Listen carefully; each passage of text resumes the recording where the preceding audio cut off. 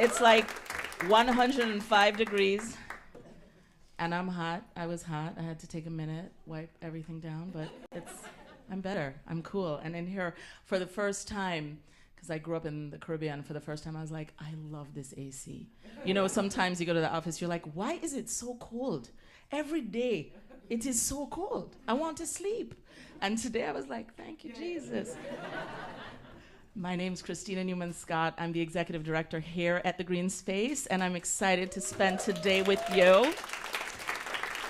We, as you know, are celebrating hip-hop's 50th anniversary, and you've got a fantastic show in store for you tonight. You know, we wanted to take a moment to honor the women who helped build hip-hop culture, who've always been present, who, quite frankly, as we know, like, did the thing, sometimes the first time, didn't get acknowledged, but we see you and we support you and we celebrate you because it's a movement and it never stops. So we're gonna get into it tonight. If you have not, and I'm sure you have, seen these fabulous murals that we put in our windows, did you guys see this walking in? All right, let me tell you a little bit about it. Let me read it and tell you. So this art that you see in the windows is called Sampling. These murals celebrate the 50th anniversary of hip hop. It was created by students from City as School in partnership with the artist Ingrid Romero and the Children's Museum of the Arts, with New York Public Library supplying the archival photos. Now, what you might not know is on this street, how many people you think walk on this street every month? Just give me a number. How many people? Damn, girl, you went too high. I'm trying to be all like, guess what? It's not 30,000, and you're like 1 million. Okay. Okay. 550,000 people. Thank you. Walk on this street. So they will get to see this beautiful artwork installed by these students. And then now tell me, who's here for the first time? Welcome. Who are members of New York Public Radio, WNYC? Bless you. Thank you. We do this work thanks to you and your support of public media. We cannot do it without you. So please, if you want to learn more about our programming, go to the Greene Space to visit us, which is thegreenspace.org, and follow us and like us and all of those things. Now, to why we're here. When Stephanie Clary, who is the deputy editor-in-chief at Gothamist, and I had a light chat 3 months ago, I don't remember where, and we're like, what about hip hop anniversary? Because y'all are doing something major. And then this whole thing happened. I'm gonna shout out some of the people that made it happen before I bring out the woman of the hour. Really and truly, it couldn't happen without Stephanie. So big shout out to Stephanie Clary. As well as our editor-in-chief, Audrey Cooper, LeBrandon Smith, who's our collaborator, and our colleagues, George Badarki, Steve Smith, Precious Fondren, and the entire Greene Space team. Now, when we were having this chat, back to the chat, she was like, you know who has to do this? I was like, who? She's like, Clover Hope. I was like, girl, you know you're right. So... but you got to make the call because you got to connect, and then you tell me. And so she was like, Clover's in. So we thought that Clover was the best person to do it because not only is she a renowned journalist and the author of 100 plus Women Who Made Hip Hop, she is a longtime editor and writer at prestigious culture and news outlets. She is a trailblazer. We are lucky to have her here, and she will tell you more about tonight's wonderful show. So without further ado, ladies and gentlemen, please join me in welcoming Clover Hope.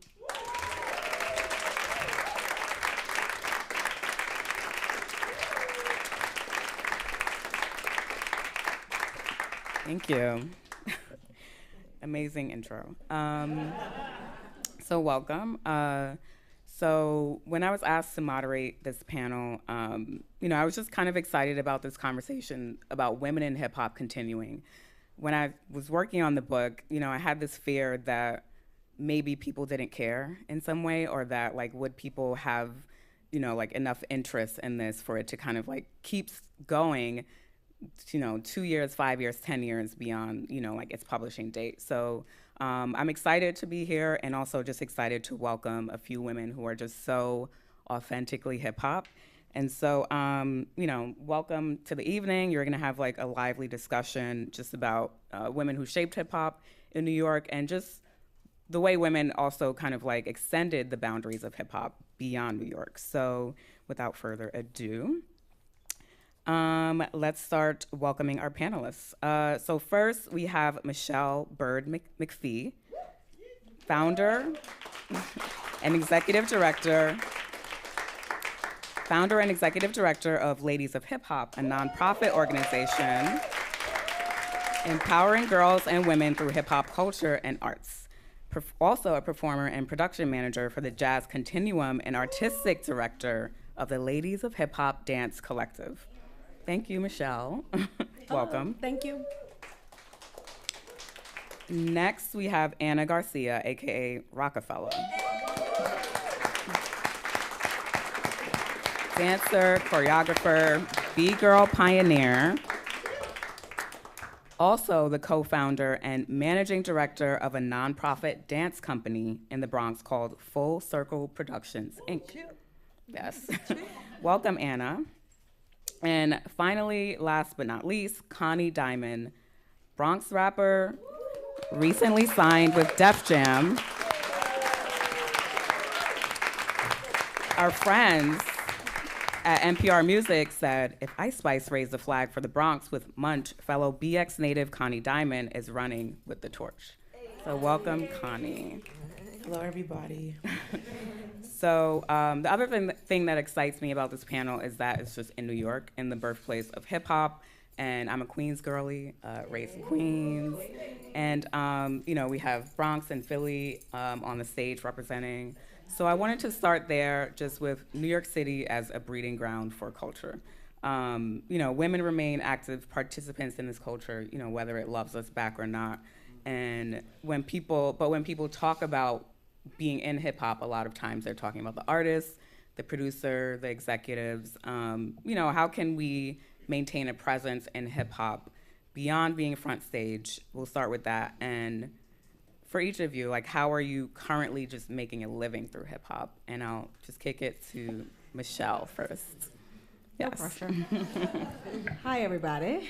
Thank you for having me here tonight to share my story with these amazing women. I'm super honored. I am a Philly Joan, born and raised 215, still got that 267.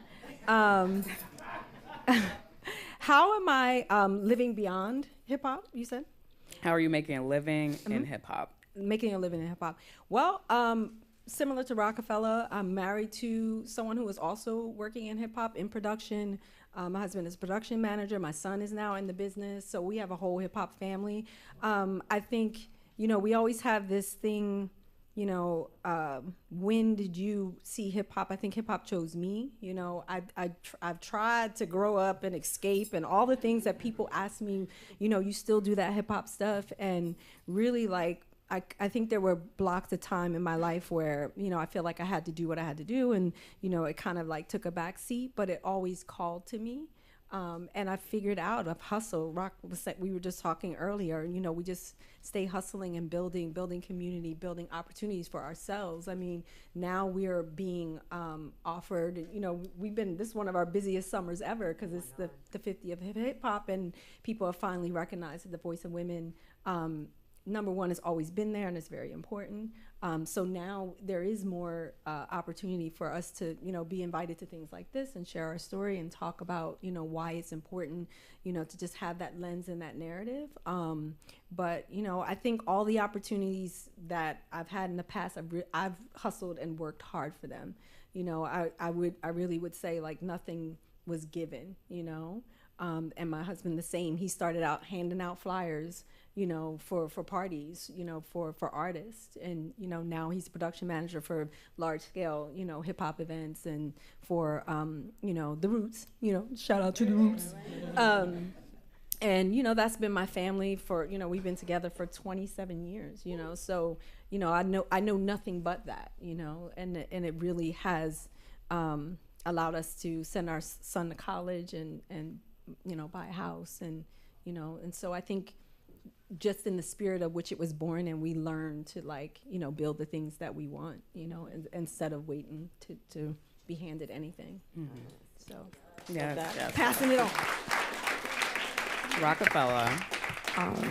So everything that I do is dance related. Not necessarily that I dance to get the check, but it's dance related. And so from a very young age, I knew that I had to branch out of. I had to evolve from the few dance moves that I had. So if in the Bronx on my block, I was known for certain steps, once I came downtown to the clubs or the parties, people were doing different steps.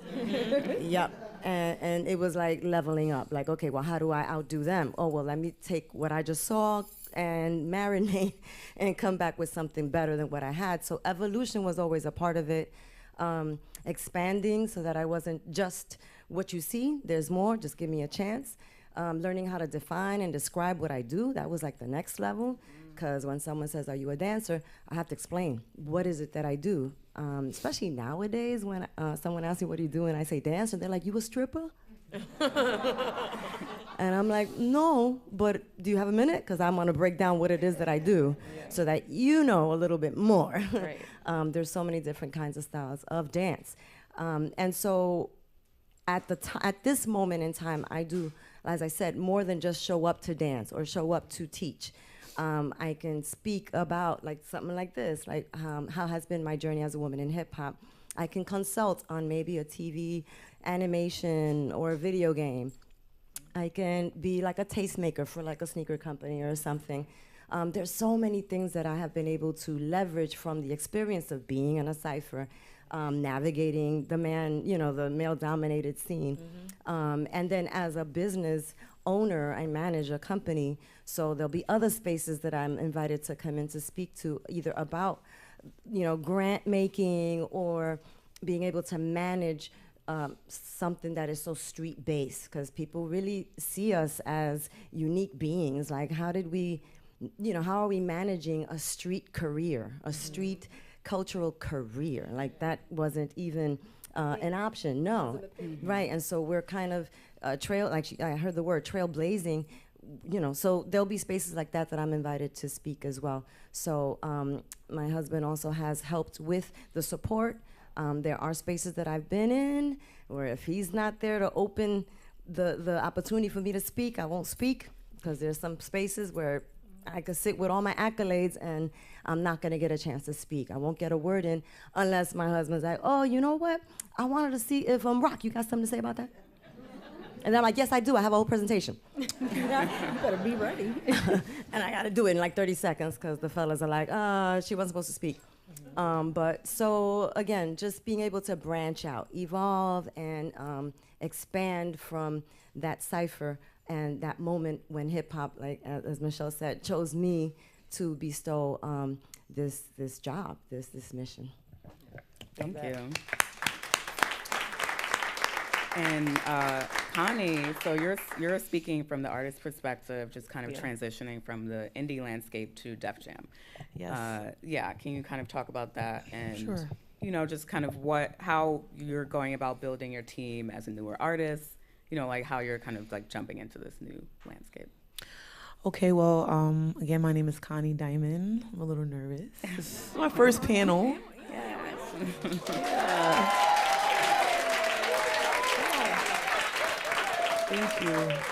Thank you. I've been doing music for a very long time. I started doing poetry, and then I slowly transitioned into putting the music with the lyrics and the beats, right? And before I took the music really serious, I was actually a hairstylist. I did my hair today. You guys like it? Yes. So I was working in a salon and trying to balance being creative and going to the studio as well, and just realizing that that is gonna take more than just wanting to do it. You gotta have the resources, you gotta have the money, you gotta have a team and all this stuff like that. So I would literally just work to 3 a.m., 4 a.m., 5 sometimes, so that I can make sure I had enough money to pay for studio time, to pay for music videos, to pay for styling, and anything else that I needed to push the music that I was making. And I'm not gonna tell you my age, but I'm older than most of the new artists that are today, and I feel like when I was coming up, you had to work really, really hard. You had to know for people to know that you were good, or anyone. It was like hearsay. You wouldn't have like all the social stuff that we have now. So it's a little easier for me now to navigate and just push my music and everything. But I put out a freestyle one day and it went viral, and the chairman of Def Jam wrote me, and he wanted to have dinner, and I signed my major deal with Def Jam. Congrats. So thank you. And it just took a lot of just making sure that I knew what I wanted, and making sure I was like staying motivated. I know all of us are entrepreneurs, I want to say, in a sense, right? Absolutely. And we have days where we like, I don't want to do this shit anymore. Or we have days where it's like, this is hard, or why I'm not getting the same results, or why I'm not getting the same money that I got, and it's like, it just really, it kind of puts you in a funk. But the most important thing is not quitting, and I feel like because we didn't quit, we all accomplished all the things that we have today, and we are here right now telling you guys and giving y'all insight on what we're doing. I feel like it's super important to have a team, because a team helps you navigate. They help you stay on your toes. They kind of help you with all of the stuff that kind of put a damper on you and put so much weight on your shoulders. And once you guys have that, then everything is copacetic and everything can go smooth. I'm trying to get it together. No, that's good. Yeah. But yeah, I feel like I got where I got because I stayed motivated. I didn't stop, and it's just so important for females to just have a voice in hip hop because the industry is so male dominated. Right now, the girls are doing their things. As you can see, the girls are taking over hip hop, and I love that because that's how it should have been from the gate. Everybody should just, pass the torch a little sometimes, Mm-hmm. And just kind of building off of that in terms of like talking about legacy. So we have artists like MC like Queen Latifah. Yeah. They're really great examples of like consistency and continuing to do hip hop essentially beyond, like kind of when you're doing it as an artist. So why do you think there has been such a glass ceiling for women in terms of, like the length of time, that they can be popular, or, like there's such a difference when it comes to like women versus men in the industry, and how long you can do it for, essentially. And anyone can kind of start that. I mean, I think even as a dancer, if I tell people my age, they're like, what? Mm-hmm. You still doing that? And so there seems to be an expiration date for women who are creatives or talented, because it's like, well, now we got to get someone younger and fresher, like you had your time. When really, if you give me like an extension, I can show you, so much more that I have to offer. And so, and I want to say that also for men, sometimes that happens as well. Yeah. When they're like, well, we saw you, so that's it, next. And so I think it exists even more for women sometimes, because of there is this other thing that exists for us, which is like that, I don't know, sexual arousal, sexual fantasy, the favors that maybe people are expecting us to just do. And when you say no, or you're like, all right, that's it, one and done, let me get the next deal or whatever, let's move. There's this like feeling of no, I'm in control, I have the power.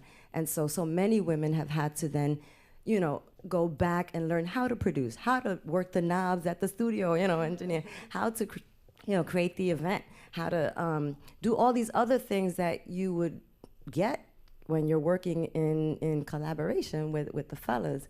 And so I feel like that has kind of been something, whether you're a graffiti writer, an MC, beatboxer, dancer, DJ, it's like something that's there. And we have to kind of like navigate that in a way where it's not hurtful. If I like you, I like you. But if there's no chemistry, no, not happening.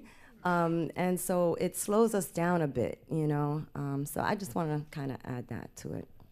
I feel like it's always good to have fresh faces in music and everywhere, but I do feel like they sometimes do put an expiration date on us and our craft and our work and of how far they think we can go. And I feel like it's also just about proving them wrong, because there's so many artists that are out right now that's been out for so long and still making music. Right. So. Oh, yes, go ahead. Oh, and I was just going to add, I mean, I think it's just reflective of disposable culture, you know, and I think people have become disposable as well, especially as you age in anything. And I think, you know, I know we're talking specifically about hip hop, but it's just a reflection of society as a whole, you know what I mean? And so the same kind of things that women deal with in everyday life in terms of, like, you know, what is your value as you age? And being able to also, you know, Rock and I talk about this. It's not a lot of us that are in our 50s that are still active, you know, and that is for many reasons. I mean, so you are aging, right? And so your body is different. I have this work where I'm talking about, like, whose body is this? I wake up every day, like, I don't recognize the body that I'm in, and I'm having to, just like when I had a kid and I had to readjust to, like, how I could move and, you know, how I function, you know, how much time I could spend on creative work. I think is, you know, in every stage of life we deal with that. I'm not saying men don't either, but I do think it's heightened because we have this pressure of like what the ideal woman looks like or should look like, beauty pressure, I think, and whatever that means to whoever. It never usually is defined by us. It's, you know, all these kind of outward lenses looking at, you know, and making trends and things like that. I think too, like, they see you in one way. There's no room for you to grow and change as a woman. And I think life is nothing but change, you know? And I think, you know, so it's like, you can come in, okay, you're in this space, we've invited you in, or we let you in as this, and there's no room for anything else. Yeah. And so, that sucks. you know, and yeah, and they keep replicating the same thing, right. You know, over and over again. And then pitting women against each other as well, you know, and so, you know, there's many reasons why, you know, I think we have an expiration date, but it really isn't because we don't, like, desire to continue as creatives, and I think we do. We just find other avenues. It's maybe not, you know, in the public eye. It's crazy because when you anything you do in life, right? You apply for a job or something like that, for example. Eventually you wanna be promoted, right? You want growth. Right. So why is it for this specific thing? It's like there's no room for that. You just gotta be this. Yeah. It's who you are, and then we're gonna get the next person, and you can go. It really sucks, but it is what it is, and it's up to us to just kind of force them to see that that narrative is just a preference. Yeah. It's just, you know. I want to ask about just kind of the city aspect of hip hop, you know, because we're kind of like city girls, essentially. You know, and maybe like with a sort of metaphorical question, like, could hip hop have been birthed in any other city but the Bronx, like, or area but the Bronx, city but New York? What is it about cities that kind of created this culture and kind of, like, you know, nurtured it, made it a breeding ground? You got to start with that one. Yeah, Rokafella has Bronx, to. like, nobody. Yeah, we have to start I'm from the Bronx. boogie. I'm from the boogie. But I do think that cities in general create shared space. And so you are in proximity to somebody else who may not be from the same place or the same, you know, ancestral heritage. And so the cities just bring you together. But in New York City in particular, in that borough, there was this move to remove us and bring some other residents in. The fires in the 70s, you know, which is a direct response to the northern migration that happened in the 60s, you know. And so there is this. You have a mixing of people from the Caribbean, people from the South, living together, and now we're being eliminated together. And so now it's not really about, you know, your finances. How are we surviving? How are you surviving? Did you see that fire? Where are you moving to? Where do we have to go? What do we have to do? And various agencies got together and said, no, we're staying. We're going to rebuild. Oh, we're just going to go and picket where the mayor is, or we're gonna go to the realtor's house up in Riverdale. We're all gonna go and picket in his house. And then, trying to get the communities to bind. That was the way that the Bronx was able to survive. And so I think that right on the cusp of that, because it's also coming post-civil rights movement, there's this sense of, we're gonna do this. We're gonna survive this. You have cables, she's got a sister with chicken. We're gonna go out and celebrate existence. Even with the blackout, we're gonna go and get some DJ equipment. And we're gonna survive this through art. And we're gonna release that tension through the rhyme, through the dance, through the painting on the murals. And so I do feel like New York City had a particular convergence of, politics and social exchange that brought that feeling of like, nah, we got this. And you want to turn your cameras up here. You want to come up here. We'll go downtown and hit some of your punk rock and some of your clubs, but you need to come uptown. We all had cousins, and maybe not the Bronx, in Brooklyn, in Queens, and so it was just like this communication that was happening, almost like through the drum, which connects us to our ancestors. So I mean, I feel like at that point in time, crisis was going to bring opportunity. I love that. Yes. Michele. I really don't think there's anything else to say. I mean, Philly, we mirror. I feel like when I came to New York and I started hanging out, before I even, we were using MapQuest. That's all I'm saying. Child, what a time to be alive. Or turn at the Sunoco, go 2 blocks, I'll be standing outside waiting for you. But when I first started coming up here, it reminded me so much of Philly, and I felt like very much at home. But I also feel like there was something special about New York that was, I think a little different. And I don't know if it was just like knowing that, kind of a lot of that stuff was bubbling there. I mean, Philly is rich in its own music and dance culture, for sure. Some of the best dancers, some of the most amazing musicians and all of that. So I think it just, to me, was just like a bigger version of what I was already kind of entrenched in. And I think more diverse. I mean, Philly is very diverse, but it just, like you said, you can just drive down still right now in the Bronx and you hear all the tunes, all the sounds. I mean, every beat playing, and it's something it's really magical driving through there. I came obviously much later than the birth of hip hop. I was an adult, but it still has never lost its charm to me in terms of what I know. I didn't live there, but I do have friends from there, and every friend that I know from there is dope at what they do. It was something happening in the Bronx, whether they're actors, singers, dancers, every single person, they're brilliant. Their minds, they have brilliant minds, and they're really, really talented. And so I know that there was some magic happening there that was at that time that wasn't happening anywhere else. Connie, you're kind of in the new generation Bronx. What have you seen in terms of hip hop from the community level? I want to say that we trying to find a way to make do with what we have out there, right? And even in the past, up until now, the kids, I see a lot of the kids are transitioning into becoming musicians at a very young age.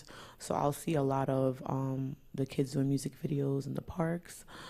They're doing music videos on the front of their buildings, in front of the store. Even right now, the drill scene. I don't know if you guys are familiar with it. Yeah. It's heavily in the Bronx right now. It's very heavy. I'm not really into it. But it's cute. So that's what I see, because coming from where I came up on Busta Rhymes, Jadakiss, and Missy Elliott and Ludacris. I came up on those, and it's a different time for music, and it's good to see the revolution. It's good to see the evolution. So I ain't mad at it. So speaking just on a more commercial level, there's always talk about how there hasn't been a hip hop song top of the charts first half of the year, first time in 30 years. Where do you see women kind of standing in the culture now in terms of like where it's going commercially? And Connie, maybe you can kick this off with, like, have you felt pressure to maintain kind of a certain image? Like, we know it's like an unfortunately like evergreen topic. Like, women will be asked about it. It probably becomes a thing where you're kind of tired of being asked about it, but like that pressure to kind of hold up an ideal or from a commercial aspect or just mainstream. I mean,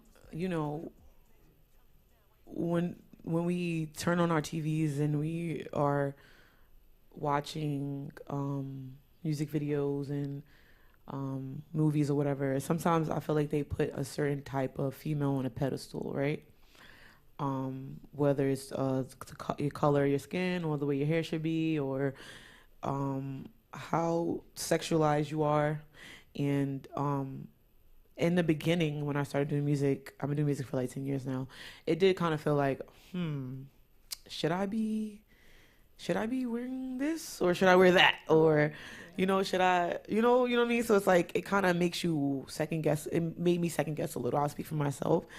But I started to realize that the lane is open for everyone, but they do put a certain kind of female on a pedestal most of the time. So it's kind of difficult for me to navigate because I feel like that's the stuff that they push in the masses. That's the stuff they push in the consumer's face. So when they see you, if you don't look like the typical rap for female, they feel like you're okay, but you're not as good, or you're good, but you're not that good. You're not a 10, or So I'm just in a space where I'm like really, really loving myself and really just doing what I do best that I can do it, and just saying, whatever. I've gotten really far by just being myself. I've gotten like a lot of music videos, the ones that I've shot that went viral, they were shot like 2-block radius of my house with just me and my cameraman. That's it. So it's like, I feel like that just comes from using my resources and just trusting myself and being me. And these are videos that are like going viral. These are videos that have got me booked overseas and also landing a deal. So it's like, okay, this is what y'all putting in our face, but I can still get here, and I'm just doing that. So it helps me. It gives me motivation to just, turn and just turn my head and just close my eyes to it and just focus up and stay motivated on what I'm doing, how I'm moving. Sure. Michele, Rokafella? Are we talking about the commercial, like dance versus like underground? Well, more so from the rapper perspective. So in terms of the dominant archetype of a woman in hip hop, like, do you think people still see a monolith? Like, what's your kind of standpoint? So my world is global. So it's not just like, what is being fed to me. And so for a long time, people were like, Miss, you don't play like top 40. And I'm like, I know, because you're already listening to that. I want to bring you something you don't know. I want to bring you to people and artists you haven't seen. Right. So, why do I want to be redundant? When you leave this classroom, you're going to go back to listening to your top 10, top 40. So I have made it a point to opt out of the top 40. Even the parties that I throw, me and my husband throw, we're trying to expose people to different sounds, different artists. And when I do travel, I haven't traveled since the pandemic, but whether it's Brazil or France or wherever I go, I want to know who the locals are. I want to go to their open mics or any local thing, and I want to support those artists and bring those CDs. Back then it was CDs, dating myself, MP3s, or, because I think that there's so much more out there. And for a long time, when I would go to auditions, they would be like, nah, you're not the look, you're not tall enough, your breasts aren't big enough, you're too light, you're too dark. And I was like, I have to self-produce. I have to produce shows, I gotta go to venues, I gotta go to, local cultural affairs departments, whatever. And and just circumnavigate this thing that says the only game in town is here. And I'm like, nah, that didn't even work when hip-hop first originated, because hip-hop was like, all right, that's what they're doing over there. this is what we're doing over here, and we're gonna do it nice, and we're gonna do it up, and we're gonna. And so that's the first message I got from hip hop. So I just had to really like grow this like thick skin and just be like, all right, I didn't make that audition. That's fine.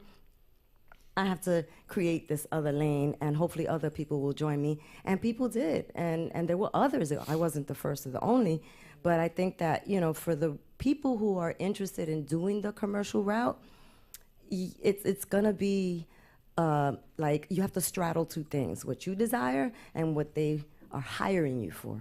It's two different things. When you're on the underground, there's more of you in control. There's more of you that shows up, and so, you know, you may not make the money that you think you're gonna make working in the commercial realm, but the money comes. And if you stay in it long enough, like Michele and I can tell you, and you know, sister here, the money comes. You know, the accolades come. People remember, and they remember the experience from when you're on stage or something you created. They remember you. So at this point, I feel like I'm receiving my flowers because of all of the 20, 30 years that I'm like, I'm creating, I'm producing, I'm presenting. Now people are like, oh yeah, Rokafella, oh yeah, rock, let's get rock. So I think that it's a choice, like you were saying, that you have to kind of pick and then stay in it. You really gotta lean in and stay in it long enough, and you get what's coming to you. So You want me to answer, or? I just think, you know, yes to everything that both of the women have said, and I think also we just want to be careful about policing women, how they show up, you know, because, you know, it may not be something that I subscribe to, but I feel like we should be able to show up as our fullest selves and however we see ourselves. However, if it's being directed by someone else, if it's being put on, if it's not your experience, whether you're out here, you know, fronting like you a B girl, or you're out here fronting like you Cardi B, it doesn't matter. It has to be real, right? So Cardi is rapping about her experience. So if she's rapping about, you know, sliding down a pole, sorry babies if you're in here, that's because that's what she did, you know. And so I feel like and also we have to look at like respectability politics of, like, you know, just because she's a stripper doesn't mean she's not a smart person, you know. And so, because I think she has some brilliant things to say actually, but you know, so I think, you know, although, you know, Rock and I always talk about, we usually come out in full sweats because it's you know, it's functional. It's what we do. I've been running up and down steps all day. I've been dancing. I'm not, you know, trust me, I have a banging heels collection. But it's not functional for what I do, right? And so that if you think the architect for a woman in hip hop is this one thing, that is the problem. It's not that she's the problem. It's just like, that is not the only thing. We need to be able to see the range of how women show up in this dance. Yep. And also, I just want to say, we're talking about hip hop, but just realize that this is a overarching umbrella for all of our cultural forms. And so that, you know, club and street styles because there's some things that are being done right now by the youth that don't necessarily subscribe to the word hip hop, but it's still part of what we do. So, you know, I want to speak broader in terms of the culture, to make sure that we're including all of the things that we do. Thank you. Yes. So you shared you two shared images and video of you and your dancers that we'll show on the screen here. And we know, or if you didn't know, hip hop is founded on 4 fundamental elements: emceeing, DJing, breaking, and graffiti. Can you two speak on what's the role of the street dancer in hip hop? How has that changed? How has that evolved? How has the role? The role of the street dancer in hip hop. See, when you say street dance, to me, like, you know, it is an improvisational, healing, you know, release. So street dance to me means something way deeper than it does to a lot of other people. And so when I approach a circle, when someone's calling me out, when I have to put together a show, I need to have that freestyle and improvisational moment in it. I just do. Choreography is great, but there's just something that, you know, transforms us when we are freestyling. I mean, even on the mic, right? You go somewhere. and you take us with you.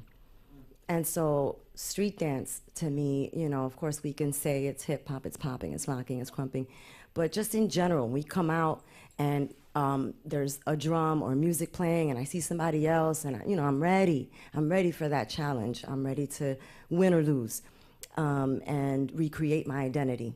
Whether I'm rich, I have a car, blah, blah, blah, doesn't matter. I made an impression, you all remember me now, and that's gonna like lift me up for the next couple of days. I walk around with that glow. So, you know, street dance, when it's captured, like right now in a video, you're receiving an echo of it. But when it's present, when it's on stage, it's an undeniable, energetic transfer that happens. And so I think it's something that we're having a hard time because it has been mass produced, it's repackaged, it's renamed.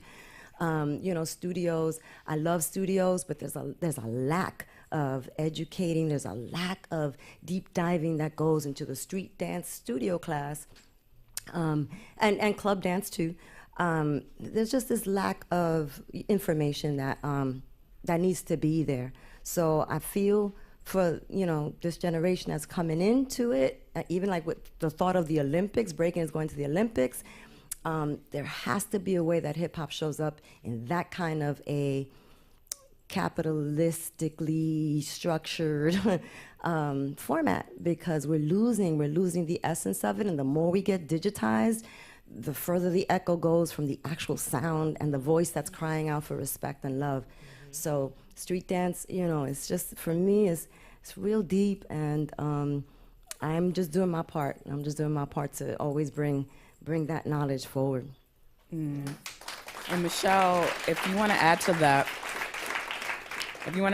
and also just kind of talk about if or how the, you know, just the explosion of video vixens maybe pushed out the street dancer kind of, you know, like movement a bit, like what role did that play? Yeah, I mean, we were in conversation with Rock, and we've had this, you know, we talk about this all the time, you know. The MC was originally just to move the crowd, right?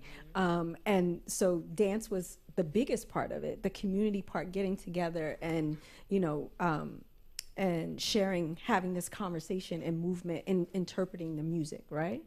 And, you know, at some point, I think whatever was easiest to package and ship out and sell became the forefront of the culture. And that's why when people say hip hop, they're only talking about MCs. They're only talking about rap music, right? They're not talking about the culture. And so I think that's one problem. People don't understand that there's so many other things that fall under that umbrella within that culture, which kind of puts us, you know, in a position where we're always fighting for legitimacy, right? We're always lowest on the totem pole. And, you know, the video vixen, you know, we became the decoration for artists, as opposed to, you know, being artists ourselves, you know. So this dumbing down of what we were capable of. So when you will go into the audition, you know, Rock had to do backflips and spin on her head and spin on her back, and then she had to, you know, what she was saying is just like, then I had to put on shorts and a bra and just stand there, you know, and have somebody pour some champagne over top of me. I mean, it's demeaning, you know. I don't, you know, I don't want to come for those women if it was, you know, like something that they enjoyed doing, but it's kind of how it resonated out, you know, which, you know, created an economy for MCs to move forward, mostly male for sure, you know, because we were the decorations, and then kind of relegated us to the back, and that's kind of in the commercial world. Let's be clear. In the commercial world, you know, we think about the Super Bowl with Rihanna without any dancers. What is that? You know, like, we are so important to everything that moves the world and entertainment, but we don't, you know, I'm sure they didn't get paid a lot for that. You know, I'm sure they got paid probably maybe $100 or $50, you know, like, to be extras and stuff. You know, it's just, it really is a shame, you know, that we support the music that moves the world, but we don't get that in return, you know. So I think, you know, I learned from, you know, hearing Rock speak, actually, like, this is, you know, maybe for the last maybe 3 years, this is newer for me to even do panels and stuff, but, you know, hearing brilliant people speak like Rokafella, always pushing forward to like make sure that the dancers' voice is heard and make sure that they know, like, hey, we were there, we were part of it, we were one of the main reasons, like the culture. You know, I hate to take anything away from anybody, because that was a magical time where it all mattered, but we don't matter as much anymore to the conversation, but we do today. So thank you. Yes, love that. So thank you. And I don't know, that, I think that kind of answers the question. But, Yeah.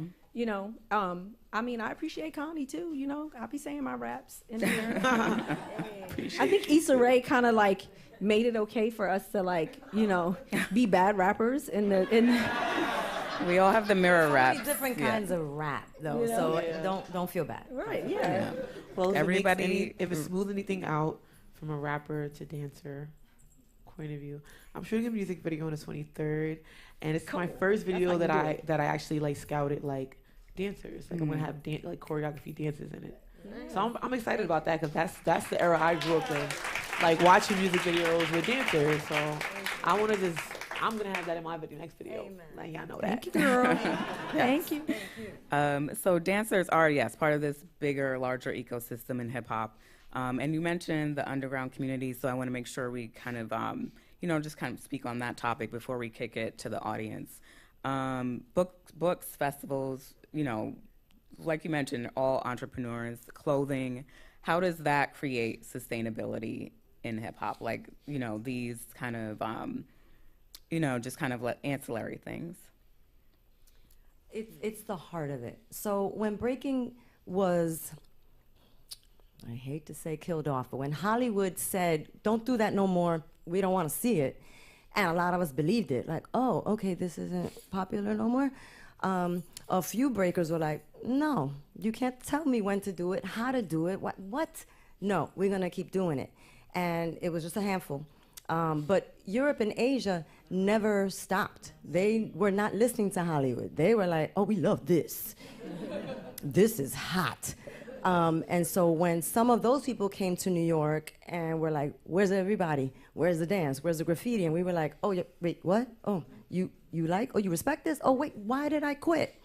Right? So props to the international global hip hop family that came back and said, wake up, come on, let's go. Let's go. So props to the global hip hop family. It is the 50th anniversary, and I just celebrate with my global family worldwide. So breakers began to do events in Florida, Chicago, and West Coast, and in New York City that now brought all the other elements together. And that then said, hey, you have a t-shirt company? Put your table, sell your stuff. Yep. You got music? Put your CDs there. Someone has, artwork, canvases, put it over there. We'll make announcements on the mic. I love that. Everybody's gonna eat while we reclaim our narrative. And so that's about 94, 97, 99. And then maybe like, America's Best Dance Crew, takes a whiff and is like, oh, wait a minute. There's something we can do here with the breakers, with the dancers. And so there was this reawakening of something that was already business-minded. Because when you look at those old pictures of, dancers or whatever, and they had like the names of their crew, that's already promotion. When you had graffiti on your hat, rhinestones on your sneakers, that's already you saying, hire me. I'm the star, I'm the one. And so, flyers being made, which, employed the artists in the community. It was always an ecosystem. It's just that when Hollywood comes in, as you mentioned, it's like, okay, well, let me get this and the rest, who cares? I can definitely make money off of this. And so we just have to circle back to the people in our networks and include them and promote them and share the platform, because that's the way everybody eats. It's the only way. And so, now that I know you weren't on my radar, but you are now. And so, you know what I'm saying? I know she's on your radar, or maybe she's been on your radar, but this is my first time I'm meeting the queen. And so my responsibility now is to include her in the next events that I'm producing, because my people probably don't know that she exists. And so that's the way I think that we have to circle back to being like, when you think of like that Black Wall Street, you know, when you think about the asociaciones that people used to have in the factories, we're like, okay, we're gonna get together and every month out of your check, 50, 50, 50, 50, and we'll pick a hat, name out the hat, boom, she gets that. Next month, boom, he gets it. That's like pooling resources together and helping people who need money for diapers or money. And so hip hop had that right at the jump. We've lost the way a little bit, but we can come back. And I do want to say that dancers do it all the time. So I just, got to mention that there is something about community and resistance that was already built into hip hop. Thank you. So I feel like she always does the mic drop, but I'll add my 2 cents. I think we are so used to doing everything as individuals, as entrepreneurs, that we don't stop long enough to give ourselves titles and recognize all the things that we're doing. So we're like graphic designers, we are organizers, we're production managers, we are journalists, we're telling stories, writing books, and I think now is a time for us to really, like, regardless of what paper you have, to really take ownership of those roles that we have done. I mean, I know I've been designing flyers since that one of those pictures was my company from the early 90s, and Montage. Shout out to Montage, all female hip hop company in Philly. I built a website back then with something called what was it called? I can't even remember now. But these things like Squarespace and all this stuff, like Daddy. Nice and that, easy. It's nice and easy now. You had to like almost kind of know code. It had these weird websites.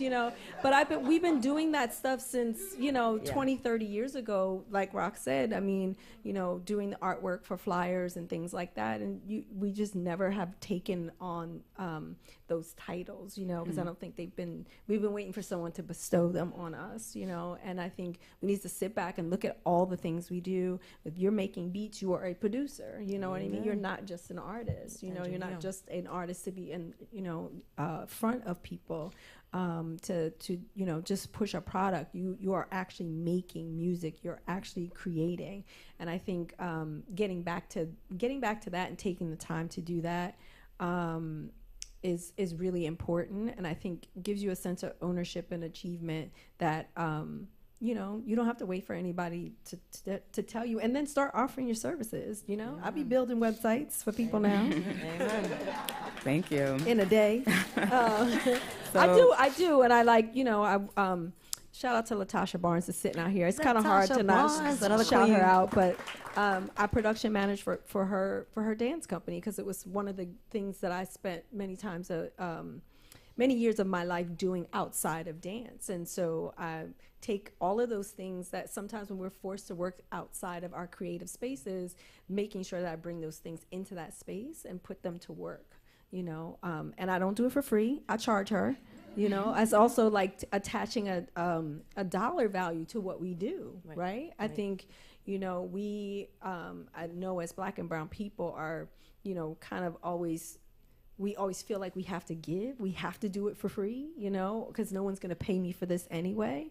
But I'm not dancing for free for nobody no more. Like, I'm just not doing it. No.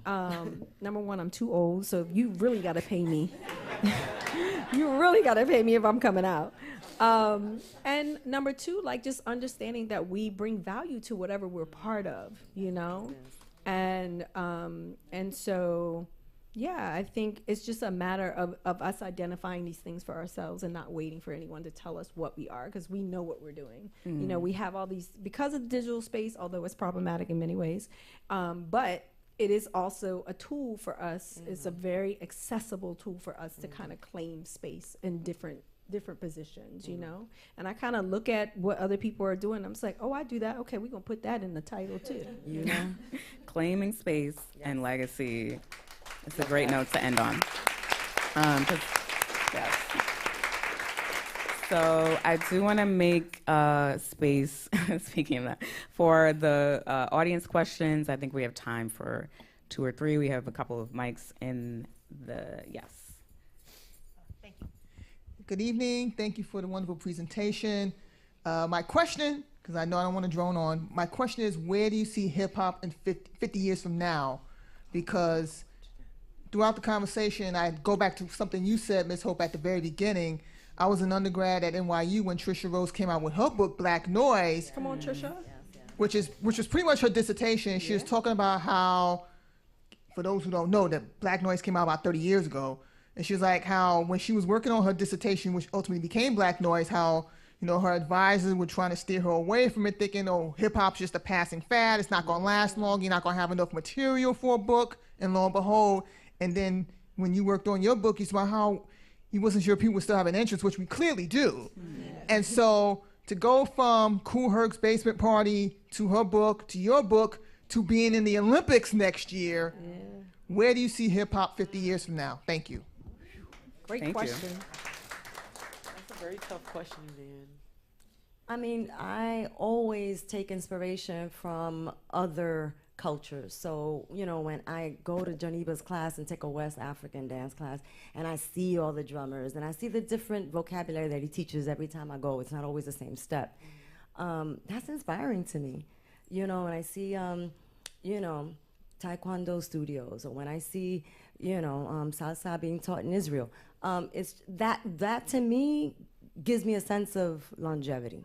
And I know hip hop is gonna last. I feel like when it was almost, killed off and then it was like repackaged, maybe I had a sense of, oh my God, what's gonna happen here? Because they tried to eliminate the vinyl. I don't know if y'all remember when vinyl was being like, the pressing plants were being like shut down because everything was gonna be digital. But then a few people were like, oh, no, hell no. We're keeping our plant open. So that was very heartening for me to feel that too, that there was somebody else in a whole different realm, a printing plant for vinyl, nothing to do with me, was like, nah, we're gonna keep this one open. And subsequently other places around the world have also continued to press vinyl. There was a time when there were practically no turntablists, no DJs. All the rapper needed was a DAT. A lot of the rap was gangster, so you really didn't need to dance for a gangster feel. Because, so there was also that moment when I also felt like, they're gonna like eliminate us too. So every time that something has come in to sort of shake me, the community's been like, no, we ain't going for that. We're here. And so I think that when I look at the next 50, there will most definitely be that commercial track. There will always be that lane that will keep it in the mainstream, or there'll be some fusion, some iteration of it. But there will always be this underground and international, fertile ground where people are bubbling up. And there will be evolution in beatbox and turntablism and fashion. So I feel like, yes, academia will totally have hip-hop in it. There will be more collections and archives of hip-hop items, more film making by hip-hop heads. I feel like more plays, more books. I'm feeling super hopeful in this next 50. It's just that the generations that are active now, we really have to get our things together, because there will always be an erasure that wants to happen, and we always got to be like, no, I got this and that. This is set in place. It's growing roots. You can't pull this tree out of the ground. And so that's just what I feel in the next 50. Love that. Yeah, same. I think just to add what Rock was saying, I mean, you talked about Trisha Rose's book, Black Noise, but those books are still being used. Hip Hop Wars, I'm all in those books still, so what she wrote 30 years ago still has value. And so I'm super, I'm not even hopeful, I know we'll be around. It's just, we have to make sure what Rock said is that the right people are remembered for starting this and carrying it forth and carrying it around the world. I think I listen to people rewriting the narrative all the time, like, oh, hip hop was happening everywhere at the same time. And it's like, but was it? And so, you know, like, you know, and I understand it's very meaningful. It's a very powerful thing to experience and be a part of. But people are already rewriting the narrative of like its origins. And you know, we kind of debate this, you know, even within our community. And I'm not even from New York, and I'm like, it started in New York, in the Bronx, you know. Recognize. It's so not hardcore. I can't be if I wanted to. But, you know, I think, you know, the scary part is that, you know, even with, I think the 50-year anniversary, this whole thing is really telling. It's a lot of people stepping up as experts and writing things and saying things that just started 5 years ago. How are you writing a book, you know? And telling other people's stories. So it's not even like their lived experience. They're telling stories of like stories that they've heard, and we already know what that means. It's changed from the time the person says it, you know, to the next person that they tell. Like, I know y'all gonna go and try and tell everyone about this panel because it was fabulous, and you're gonna change some of the things that I said. So.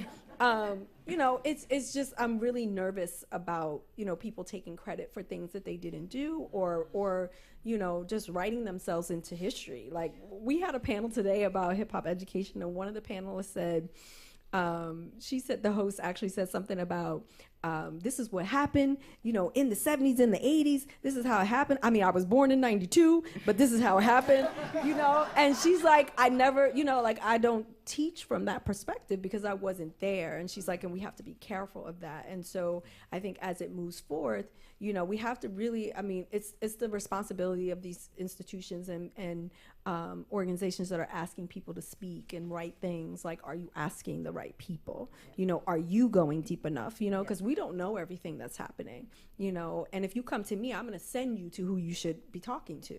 You know, that's my responsibility, and not as, you know, some people are a little, you know, they want accolades that don't belong to them, you know, and so that's my problem going forth, but we here. We're not going nowhere. And yes, it started in the Bronx, 1973. Right. August 11th. Okay. Yes. We have time for one more question, wherever the mic is. Oh, we have one. I just want to say I'm from Philly, North Philly, 32nd and Allegheny. So shout out.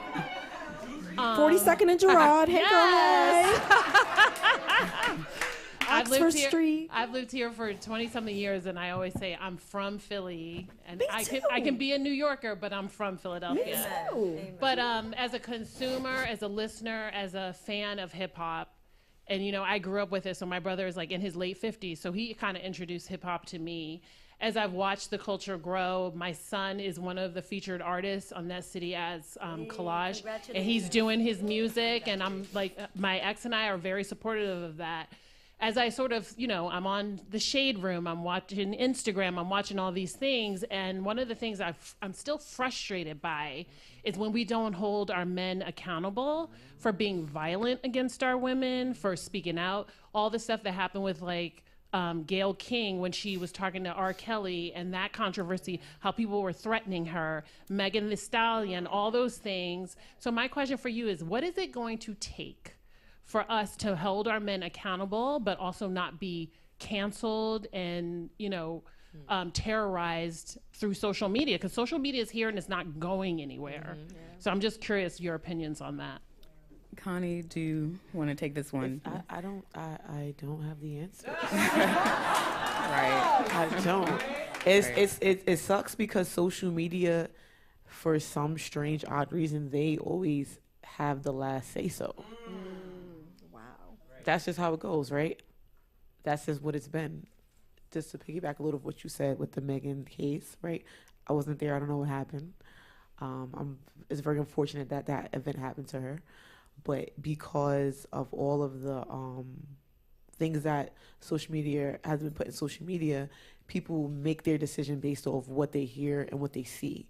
So whether it happened that way or not, it's what the news are reporting, it's what the blogs are reposting, and then people have the last say so at the end of the day. So when you get into that space of like holding people accountable for things that they're doing, it's like you can say what you want to say, and you can be right, and a lot of people may agree with you and say, hey, your opinion is right, and this person shouldn't have done that, and this should have been taken care of this amount of years ago, but it wasn't. If social media is saying, yeah, we hear you, but when we get to the R&B party on Wednesday, we're gonna still play R. Kelly. It's like they don't give a F. They have the last say so, and it's effed up, and that's what we got to figure out. Do you two want to also kind of talk about protection and that idea of, I mean, you have to design your world. So a very long time ago, I realized that I wasn't going to be in spaces that truly respect me and the time that I've put in, or just even my talent. I knew that. So I could either continue being a resentful, feisty woman in hip-hop, or I could just design the circle that I'm in to respect me, and that I can respect the fellas that I'm working with as well. And so when something happens in my circle, we got to sit down and we got to talk about this. And we got to really lay out the consequences and what you thought, this is really what happened when you said or you did. And then hopefully there's some solution, some reconciliation, some terms of reconciliation, like how are you going to make up for this now?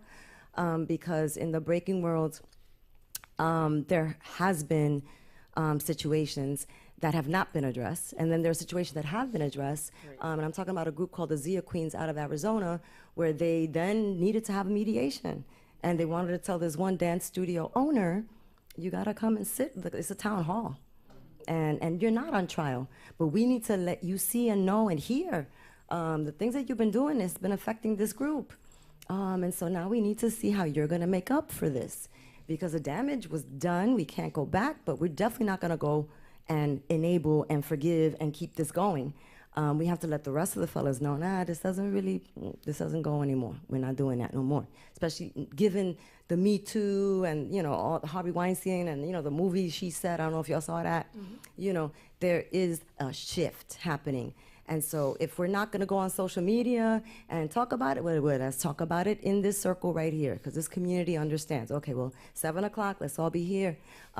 Let's be authentic and honest and think about the future generations, because this goes back to your first thing about why isn't there a rap song? That's number one. Mm-hmm. There is a lot that has been going on in terms of the toxicity of the music that we're listening to. Right. Yeah. And I think a lot of people are just tired of it, and they're trying to listen to something else, something else that will inspire and uplift. And so where are those artists? How come the music that uplifts and inspires isn't on the radio, isn't being streamed? And so there is a shift that's happening, but I don't think social media is the place to hold someone accountable, because cancellation doesn't mean that person is learning. It just means we don't like you. You can't come here. And another thing, not to cut you off, it's like the politics in the music. It's maybe a little bit different than from like bringing two dance teams together, or how have you, not to just make sure I'm saying that the right way. No, you're saying that. Yeah, so it's like when the politics come into play, it's like no one wants to be the one to say, stand up and say this is wrong or this is inappropriate. Right. Because when they do that now, they feel like they're not cool anymore, or they're not, no one wants to be the one to stand up. Everybody always waits for 10 people to say it, and then they're like, okay, yeah, safety. Nobody in this is, and then a lot of the times they tell you mind your business, and that's why where we at right now. Because everybody want to mind their business instead of sticking up when it coming together when it really matters. Right. You heard of the new app Threads? Yeah. Everybody came together and downloaded the app Threads, right? Everybody got Threads. This is how it goes. That's how it goes. Right. It sucks, and still trying to figure out how to get it right. And it's I think ongoing. I just want to add briefly. I'm sorry. Go ahead. I just want to add briefly. I think there's a misconception because women are more present. I was talking about this in the back. Women are more present, right? And we were always there, but we're just more visible. Sorry, I want to change that. We're more visible, right? You see more media of us because we are also in control of our media, right? So we're sharing more. There's a misconception that because it's more of us, we're safe. And so that, like Rock said, you have to create the spaces that, have that safety for you, and the spaces that you can talk about R. Kelly and all these other problematic people, problematic dancers. You have to have a safe space where you can do that. I don't think social media is the answer, but I do think it is changing, because by talking about it, even if it's off social media, we're not going to change, I think the idea of like changing the wave of popular culture, because I think that's something different than really like affecting change for women.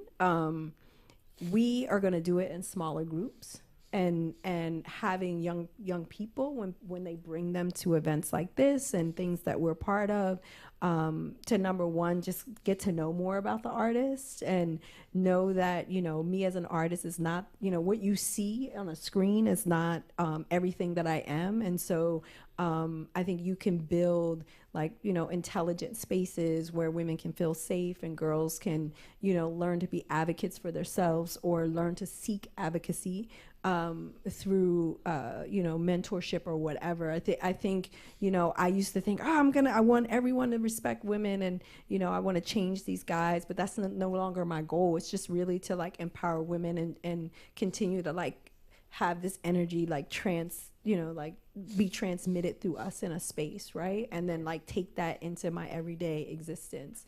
And so I think that is the solution, right? We have to really just create stronger women and girls to really advocate for themselves or seek, support and help and sisterhood.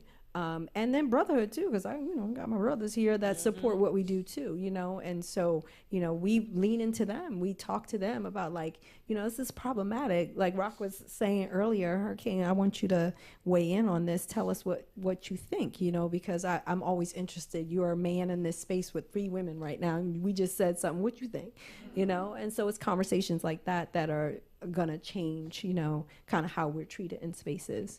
But I think people aren't treated good, and I don't know if you've ever been to a studio, and it's not just hip hop, it's all different kind of artists, it's R&B artists too. Some of those spaces are just toxic because they're toxic spaces. They have drugs, they have all kinds of things that make people do things and say things that maybe they wouldn't do or say, and I think it breeds a kind of ego in that space, when you become an artist, and it's it seems to me that's stuff that they have to work on internally. We can't kind of change that space, we have to change the spaces that we're in and create different spaces, So I'm sorry. No, that's it. It was good. No, It was a good one. thank you. And thank you all for making this point that as much success as there has been visibly, there's still damage being done, and there's still a lot we need to do to undo that damage for women in hip hop, and to kind of keep these conversations going, especially on a communal level. So I just want to thank you all for just kind of speaking from the heart, and just speaking about your experience. Let's give them a round of applause, please, for the panelists. Thank you so much. And so the bar is open for a bit, about I don't know how much time, but yeah, so we'll kind of be lingering, and just wanted to thank you all for coming out as well, and just being part of this experience. Thank you for being Thank the you for moderator, moderating. asking the right questions, and everything you do. butter. And everything you do. Thank you.